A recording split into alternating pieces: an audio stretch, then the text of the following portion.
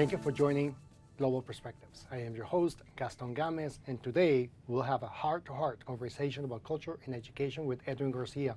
Edwin, welcome to our show. How are you today? I'm doing good. Thank you for having me. Great, great. So I know we work together, and you have a remarkable story that I would like for you to share with with me and our audience. So please tell me, where are you from?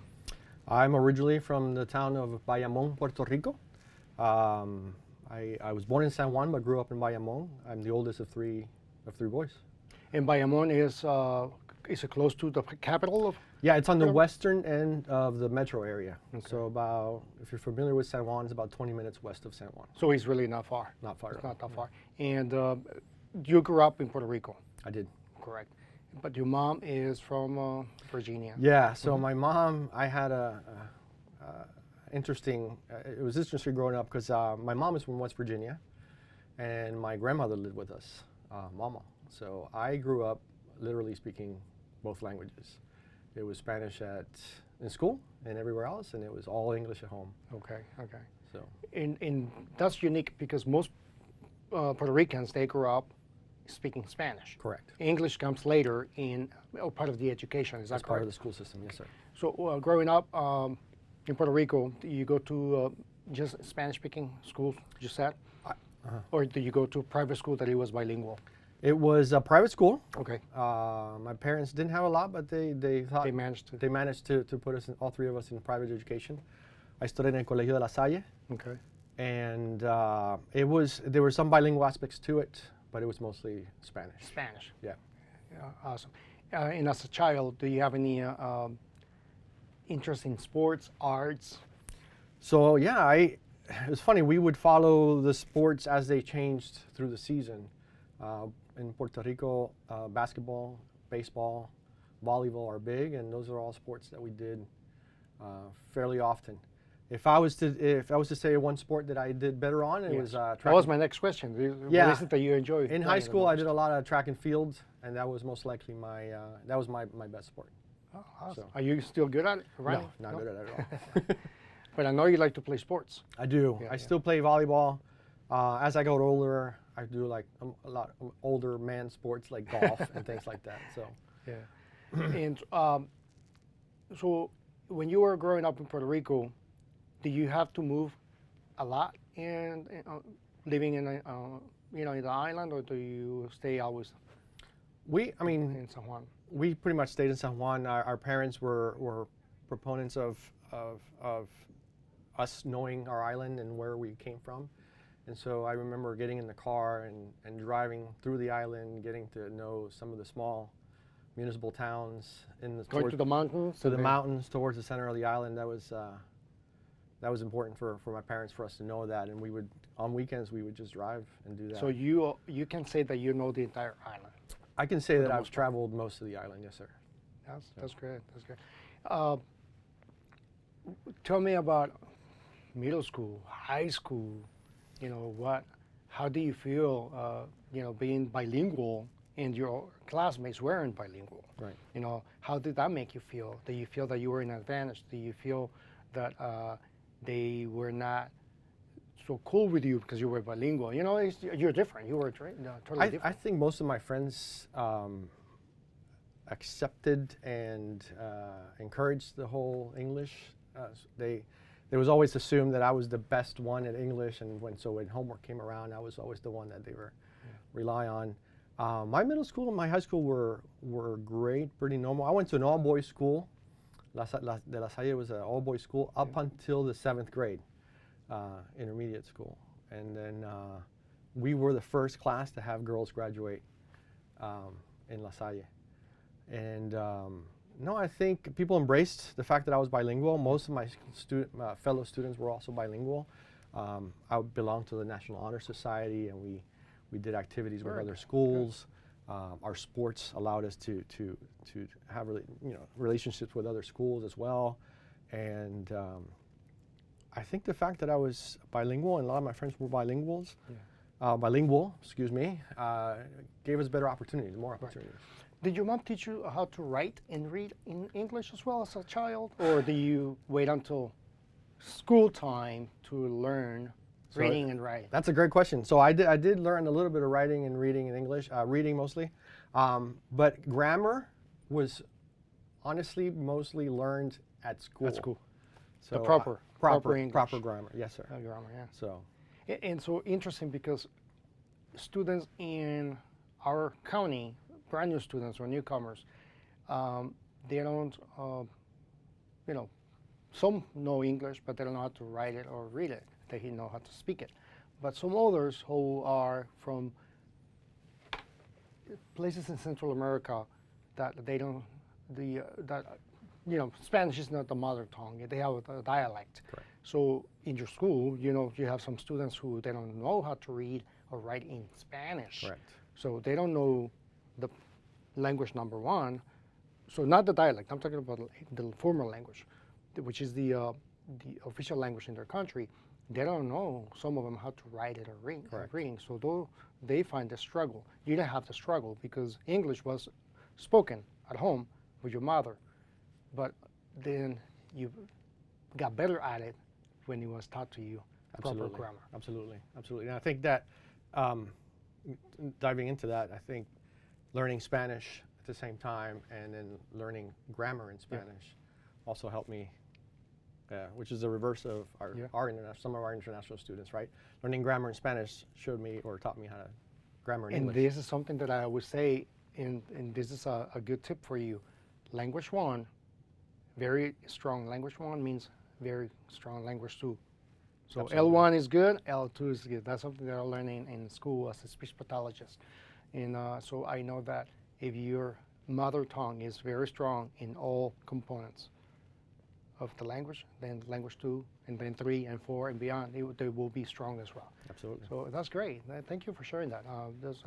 It takes me back to my college years when I learned about, you have to have a very good, strong language one to be able to learn a second language or to teach another language if you understand the basics of the language that you're trying to teach. Absolutely. So that's great. Now, let's fast forward a little bit about your life when it came to career, university. What am I going to do with my life? Absolutely. What drives you to go to college?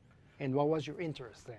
That is totally different than it is now. Absolutely. That's why I want us to share your There was always story the with us. expectation for me to go to college.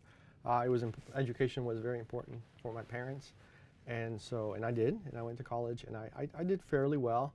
I think I learned halfway through my college career that my interests were different. I was more of a hands-on person, and I ended up joining the United States Coast Guard. And so in joining the Coast Guard, I found my vocation, something I was passionate about then.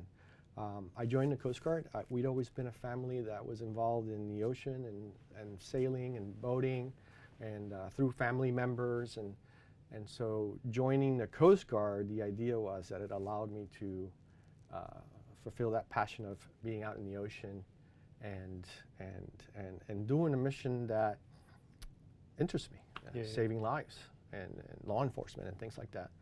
So once I found out the Coast Guard was the thing for me, I went in head first. Ironically, I didn't join the maritime service. I went aviation, and I worked my aviation career for almost 22 years. Specialized in? Aircraft maintenance. Aircraft maintenance was my specialty. I moved up through the ranks, and I did operations in Puerto Rico. We did operations in Colombia.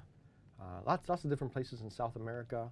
One of my tours allowed me to travel the world, and I was an instructor for one of my. So even education as part of my military career was something that I did. So, in basic training, was it in Puerto Rico, or do you have to go somewhere else? Basic training for the Coast Guard is in New Jersey. In New Jersey. Cape May, New Jersey. Totally different weather. Absolutely, and I went in the winter. Oh wow! So that was a cultural shock, because that was my next question. What was your, even though you are a citizen of the United States, but you grew up in Puerto Rico in a very tropical weather, and then boom, I'm going to basic training for the Coast Guard in a very cold state in the winter, and so how did it feel? What was your cultural shock about? Well, I And think- many other cultural shocks that you can share with us, please. Yeah, I think the the cold weather, that was definitely something that I learned quickly to adjust to. I think I was the one guy in boot camp who had most of his clothes, wearing most of his clothes. But luckily, after boot camp, so boot camp is 2 months. After doing that, I got stationed in Miami. That was my first duty station. So I didn't have to endure the cold It was weather. only 2 months. It was only 2 months, yes, sir. But it was winter. It was November and December. Okay. Yeah. So in cold, in Jersey on the shore, it's cold. It is cold, yeah. And so So after that, you went to Miami. after that, I went to Miami. I did some maritime law enforcement and search and rescue in Miami, and then after that, I went aviation. And Okay. my aviation schooling was in North Carolina. It was also winter there, and that was cold. But I think at that point, I had already adjusted to the weather. Yeah. And because I speak Spanish and because I'm bilingual, after my aviation schooling, I got sent back to Miami where they could use my language, my bilingual. Your skills. My your skills, yeah. Your language skills. And any other cultural shocks that you would like to share with us? Oh, wow. Food, culture, transportation, things that they were totally different from Puerto Rico, and you were shocked. I think Puerto Rico is very dense, but has a very dense population, specifically in San Juan. But I don't think I ever, moving to a city like Miami that has so many people and it's so dense Millions. and so culturally diverse as well. A joke that we say, nobody's from Miami, they're from All over the world, all over in the Miami. Right. So adjusting to that, even as a Spanish speaker, getting used to accents and cultures from South America and Central America, and yeah, learning some of those things. In Caribbean, In the Caribbean, yeah, Dominican Republic, and learning some of those things was definitely. I think that was definitely. That was something another shock. Yeah, yeah, absolutely. Yeah. So. And so now, fast forward a little bit more now. You retired after 22 years. you Almost said. 22 years, yes, sir. 22 years. And then you decided to relocate to this area from Miami, correct? Correct. And when you got here, you started working as an interpreter for our school system, and for that, we are lucky to have you in our team. But what else do you do? So tell me about that. When you moved here, you decided to. Yeah, And that so- was because a friend who is part of our team, that was a connection to. Absolutely, absolutely. So we moved here following. So my wife had followed me through my military career, and so now I follow her, and her work brought her here to Maryland. And through a friend, a mutual friend, I was able to get the connection for the interpreter job, and then eventually get hired as a bilingual facilitator for Anne Arundel County Schools. And what a great job to have after 22 years in the service. I think what drove me about the Coast Guard was the mission and the fact that I would help people when they're in dire need. And so this job allows me to continue to do that, and it's very fulfilling. Help families maintain that communication and that partnership with our schools, be an advocate for them in some instances, and just make that connection. It's a great feeling. Yeah. And so you are assigned to different grade levels. Correct. Correct. So can you explain to me, or explain to us about, the difference between working for elementary, middle, and then high school, since you are exposed on a daily basis to these different grade levels, and also, supporting the international community. What is it that you find that they struggle the most, and also what is it that you do to support them, to do better in the community? So the difference that I find between middle school and elementary school, middle school, and high school. In the elementary school, it's definitely dealing more with the parents and getting them used to, if they're new to the country, how things are done here, how the expectation of homework, the expectation of technology, participation in our school events, and even participation in homework activities with their children. That is what we do the most, or dive in the most in elementary school. Middle school and high school, there is some of that. I think we deal mostly with now, they're older, we were able to talk to the students, and we help out the families more so through the student body. Right. And so, yeah, I feel like that's the difference. And some of the ways that we do parent night activities to help some of our elementary school parents, and so that they learn that technology aspect, or that they learn that homework aspect. And then some of the events that we do with our students are geared towards furthering their education, or even with their parents, ensuring that they're informed of what their students are doing and what they're learning in school. And yeah, and that's kind of how what I do a little bit. Good. And how do you feel parents respond to you as a male bilingual facilitator? In the field, when it comes to education, it's mostly dominated by women. Mm-hmm. But in culturally, speaking from countries that are from Central America, or in Central America, or Mexico, or South America, most teachers are women.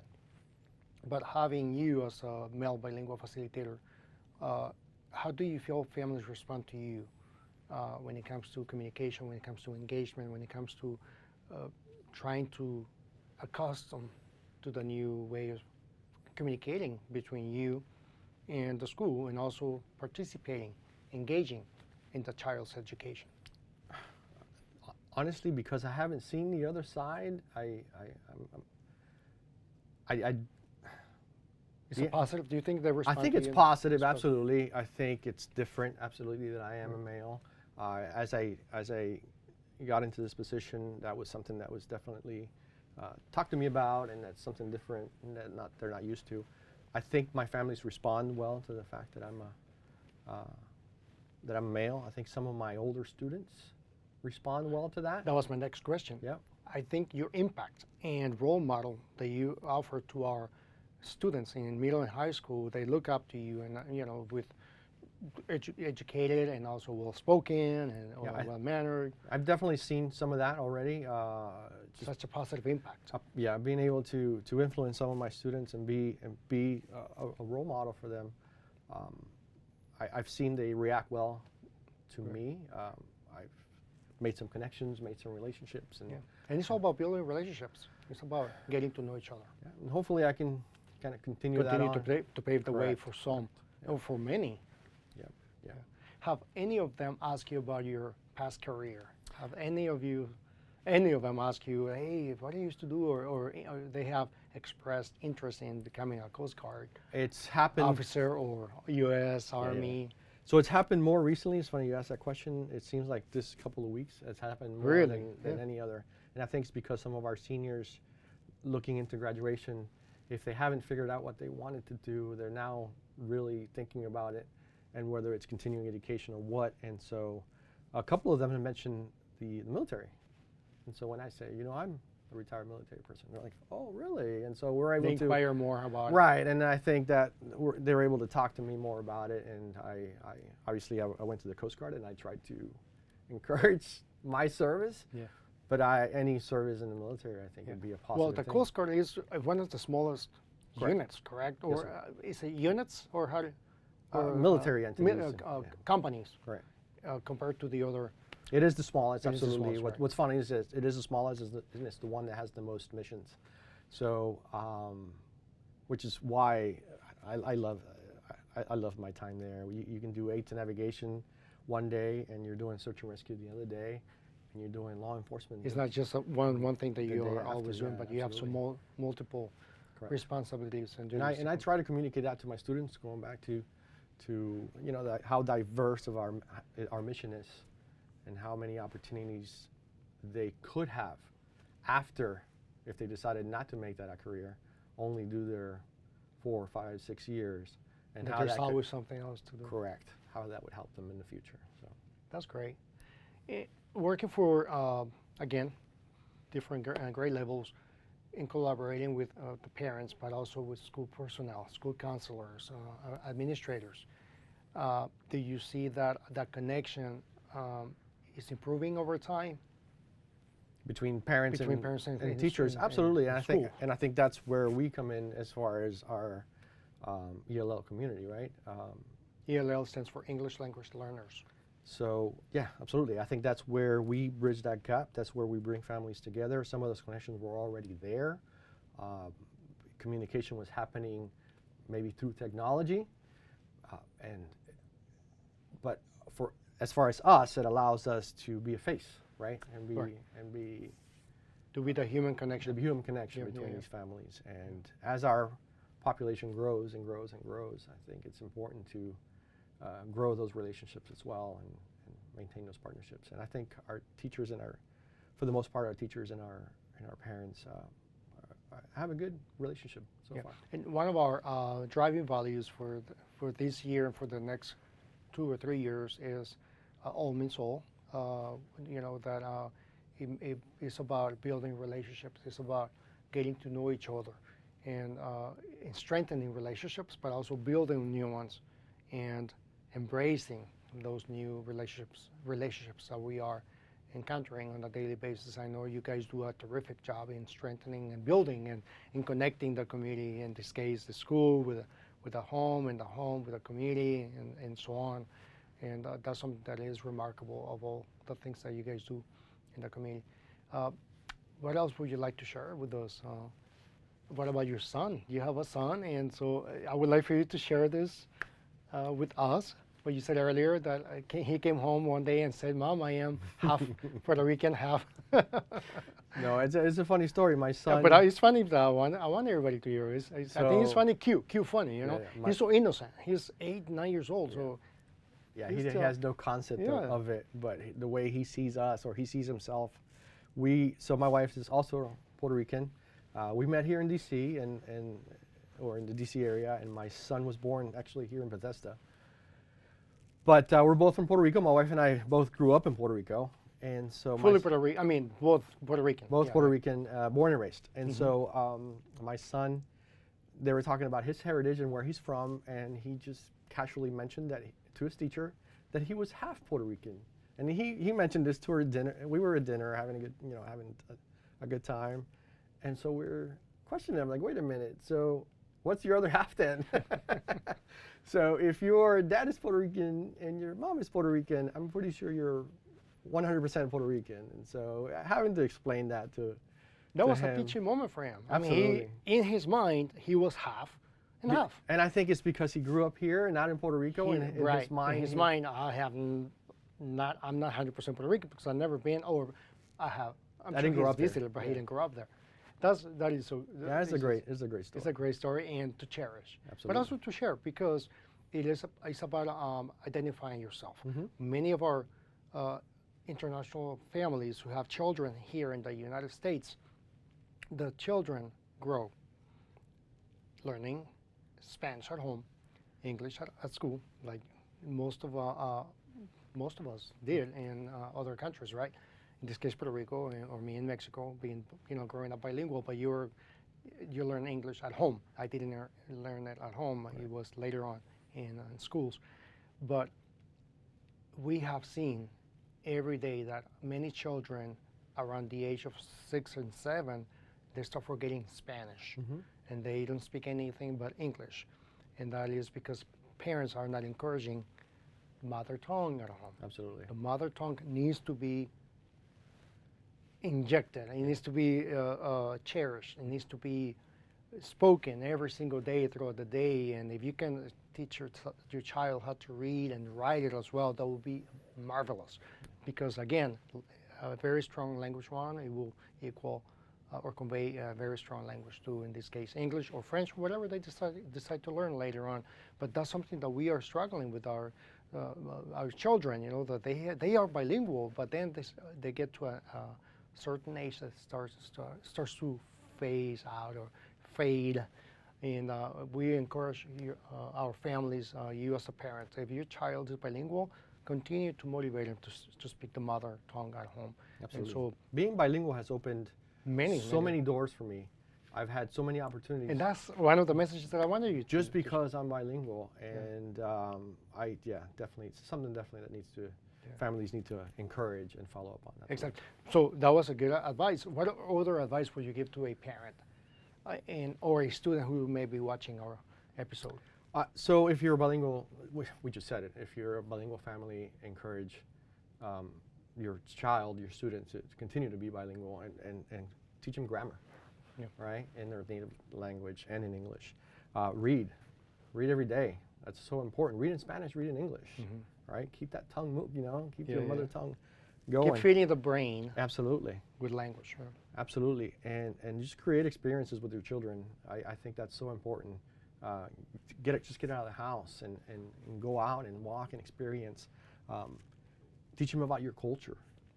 Don't forget that part, right? Teach them about how it was, how it is in your country, or how it was, and be an advocate for your country.